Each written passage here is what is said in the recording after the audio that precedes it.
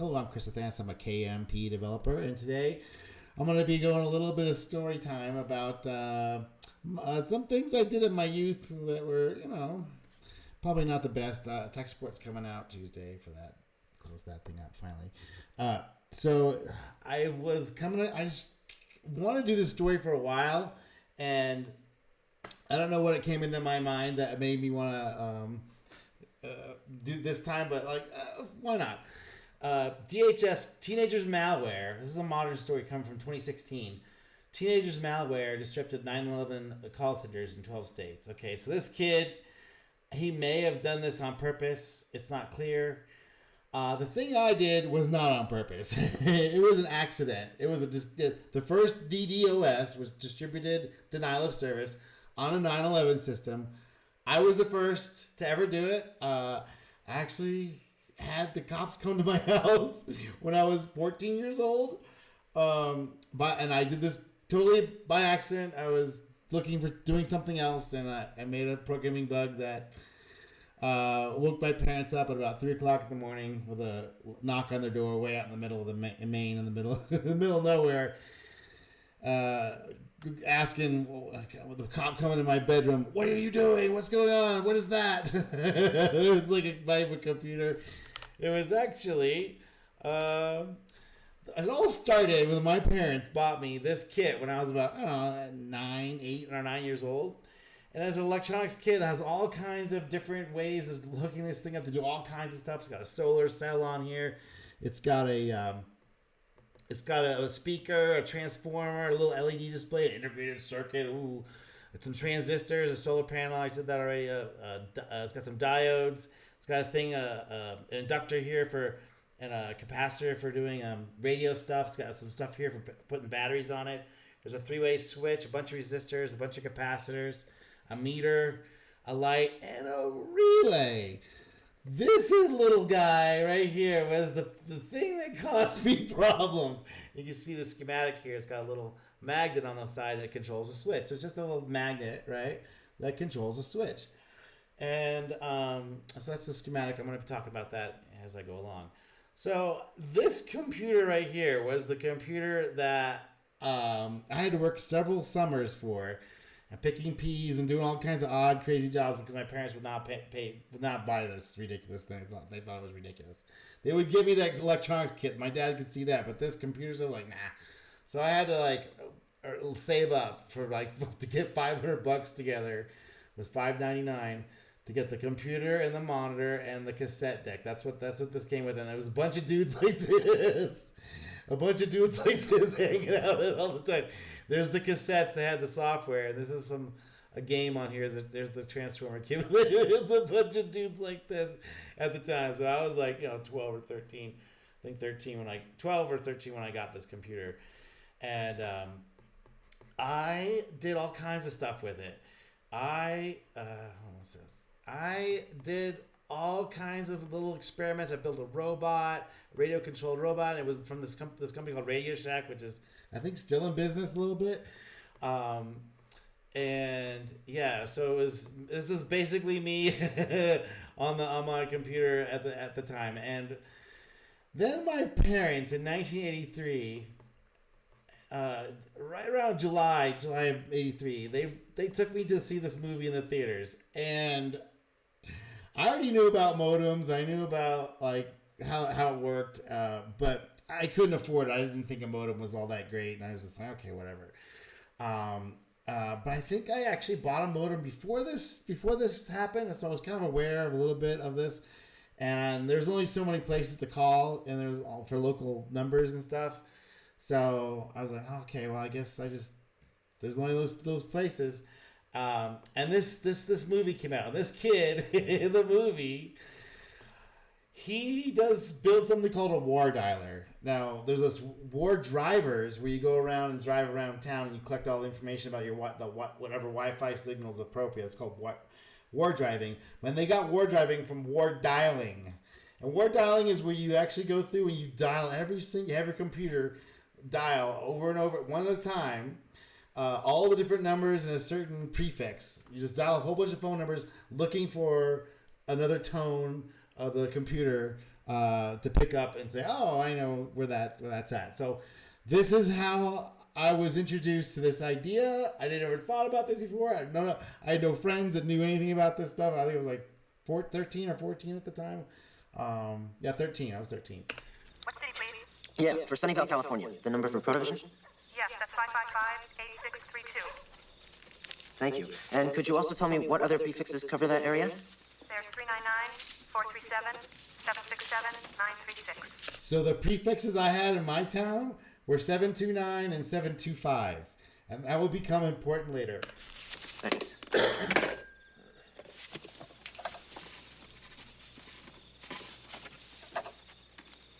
So he had an older computer than me, this Imzai. Mine was like the next generation of this, but basically the same type of thing. He's got a monitor, a keyboard. Here's the computer over here. He's got a printer. This guy's rich as hell. He's got voice synthesizer. He's got a VCR. This kid's got all kinds of stuff. I didn't have any of that stuff. It was the computer, and that was it. And I bought a modem. Not like that. I have you now. Which one. So he wrote a little program or found it somewhere that you type in the area code and the prefix, and it'll dial every single number in that prefix from 0000 to 11 to 9999. So that's what this program is for. Looking for other modems, other computers to answer the phone and go ee, or the signal to say, "Hi, I'm here. I'm a computer." To restart the sequence, if a human picks up, it's like that. Now in this thing, it does it every like 2 seconds, but in mine it took about 20 seconds for each call to go through and eventually stop, like 15, 20 seconds for every single call. So it was a lot slower than this, but still worked. Saul's Fish Market.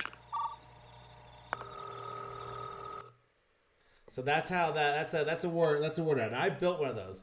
And they're like, how did you build one of those? Because the only thing I had was this phone, this type of phone, which is the rotary dial phone. It wasn't touch tone, but it didn't have. That's too fancy. So rotary dial phone, which is like this, with you have to every single number you have to dial it in. And I was able to afford one of these modems. I think I picked it up for like $59, $69 new. Super bare bones, 300 baud, the most basic, most cheapest modem I could find. And it was a total telecommunications 300 baud modem. And no dialing. You had to dial a number yourself and all the whole thing. So I discovered that the phone, you could actually dial it. You didn't have to use this thing here. You could actually use the handset. It doesn't actually show it here. When you actually hang up the phone, if you tap that, you can actually. I was such a nerd. Like a lot of time to myself, way out in the country, not a lot of things to do, nothing on TV. I read a lot and played around with anything I get my hands on. I was just a very curious kid. I noticed that you could tap the line and do the dial a number for just tapping the receiver, the hang up receiver. So the old phones were super simple. It was just one wire that would either, if you connected it together, it would be like you hang it up. But if you connect it, if it's off the hook and you connect it together real fast, like quickly, it does the same thing as a dialer. That's basically all this dialer is doing is going tick tick tick tick tick, like is just throwing the switch back and forth. And the telephone system will then send down the same wire, the same set of wires, the voice and the audio from the other phone. So that's how that worked. And the TRS-80 had a special thing to change for in level 2 basic. When you get to level 2 basic, which I had to get an upgrade. I paid for this shit. My parents were not paying for this. Like, you want an upgrade? We just bought you the computer. Why do you need an upgrade? It's like, well, I need to have this.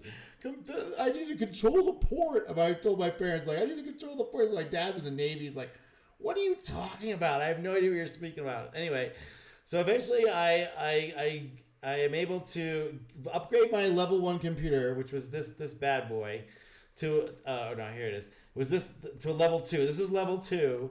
And I had level 1. I started off with this one, this real basic bare bones one. This is level 2, which had an expansion port and all this other stuff on it.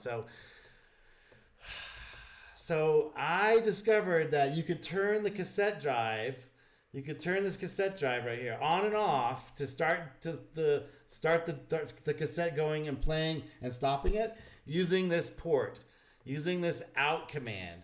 You can send the value to a port, which I discovered by accident that you could turn on the cassette recorder here. Now, if you ask where is it? If you ask the AI, it doesn't really know that. It says 255, 250. No, that's wrong. This is all wrong. It did finally get this one right, but it was like assuming cassette drive port. It actually doesn't know. So this is sort of a very edge case thing I discovered because I'd actually won my science fair just like a few months before. I won my high school science fair. I was still in junior high. But I built a radio controlled robot using this, basically the same thing, where you're using the cassette port commands in BASIC to turn on and off the port. And it's actually got the basic command. It actually gets the program correct, which is amazing right here. So here's the actual program in BASIC to turn the cassette drive on, turn the cassette drive off, and you could do little timing loops by doing 4 next loops, and you do the timing so the switch would go on and off properly. Anyway, so I built this little box. I found out the command to turn the cassette recorder on and off, and I bought one of these boxes. Oh, where is it? I bought one of these cases, and I built. This is the case right here, and I built a little LED that hooked up to the cassette switch, and I had an emergency cut off because I didn't know. I wanted to make sure I could turn it off without having to mess with the software if something went crazy wrong, because I did a lot of mistakes because nobody was teaching me any of this stuff. I'm just figuring it out on my own, just going along. I could have probably used a tutor or something because I'll tell you why. I probably could have used some guidance on this one. And then I had a little 9-volt battery that went to the relay, and I had to mess with this a while. And I used a lot of dead 9 volts because I didn't know how to do resistors at this point. So I'm energizing the relay, and I knew enough not to plug the phone line directly into my computer because I didn't want it to get wrecked. I'd already using this kit. I'd already over voltaged the contacts here, and it would weld the contacts. So I was like, I knew that was a big problem. So I didn't want to have that to be a problem anymore. So I built this kit and put it in this box like this, and it has a little light, so I knew when the dialing was happening, and I wrote a program that do dial the numbers by throwing the switch and having little timing loops, and I built my own war dialer. And I was using this modem permanently on. And then it would war dial all the numbers. It would take 15-20 seconds to go through all the numbers through each phone. And I ran this for, I don't know, a couple weeks on my 725 0000 to about, I did 725 to the 5,000s or so. And I wasn't getting a lot of hits there. So I was like, you know what? I'm going to switch over to the 729 prefix. And in this town, all you had to do to dial the number, you didn't have to do the 7-2. You could just do the 9, or you could do the 5. So it's 5. If your number is 1, 2, 3, 4, if your number is 725 1, 2, 3, 4, you could just do 5 1, 2, 3, 4. Because dialing the rotary dial took such a long time. You could just do the last digit of the prefix. So it's 50000, 50001, and then I switched over to the 9s. I got impatient. I was 13, 14. I just turned. I think because I've been going this for a while. By the time I hit the 9s, I was already 14. So it doesn't really. I mean, for what happened, it doesn't really matter. I was still under 18, so they couldn't do anything to me anyway. So I switched to the 9. So 90000, 90001, and so I started at 19. I let it go. And it got into the, I did that for a couple nights. I would do 400 or 500 numbers a night, something like that. And when I got to the third night, it was 9 1,000s. So it's 91 00001, and then I got the 9 100. So I was doing 91100, 91101, 91102. So do you see the problem I ran into? It was actually dialing 911, and it dialed it hundreds of times. It actually denied the service. the cop told me later after I had to go down and tell the captain what the heck happened and why. And he told me, yeah, you shut down our 911 system completely. You by yourself. We could not stop you from calling in. It jammed our system. Nobody else could call in. You actually so when the 911 operator would call, when they would hear the thing on the other line, it would sound like this. This is my computer calling them over and over and over, repeatedly. They couldn't stop it. I was like, wow, seems like you guys have a major security error. It's like, yeah, if somebody like was wanting to like break into something or rob a bank, and they did use your stuff, we wouldn't be able to stop them. So we're gonna have to upgrade our systems. Thanks, you just cost us, $500,000. But I'm like, I cost you $500,000, but your systems are screwed up. So this is I'm 14 years old, right? This is one of my first encounters with police or any of that stuff. I was like, just regular. I didn't know any of that stuff.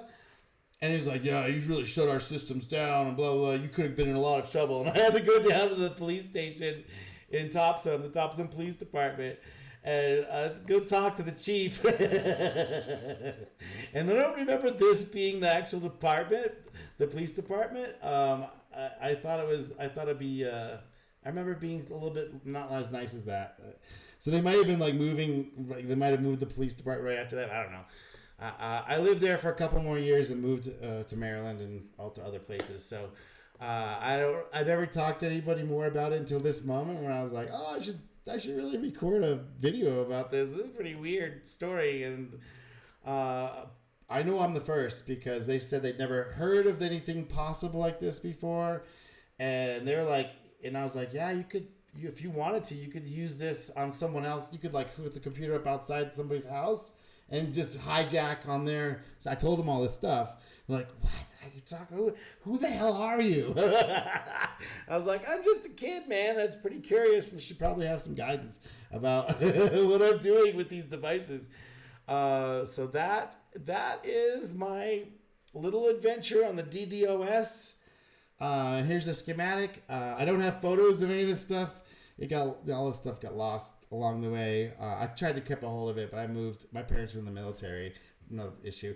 They moved around a lot, so a lot of stuff got lost and whatever. It doesn't matter anyway.